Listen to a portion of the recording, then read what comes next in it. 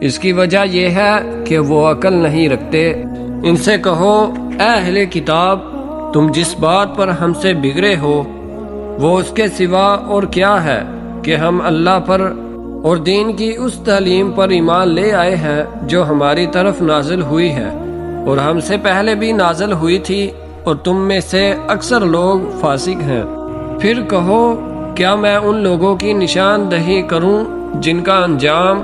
خدا کے ہاں فاسقوں کے انجام سے بھی بدتر ہے؟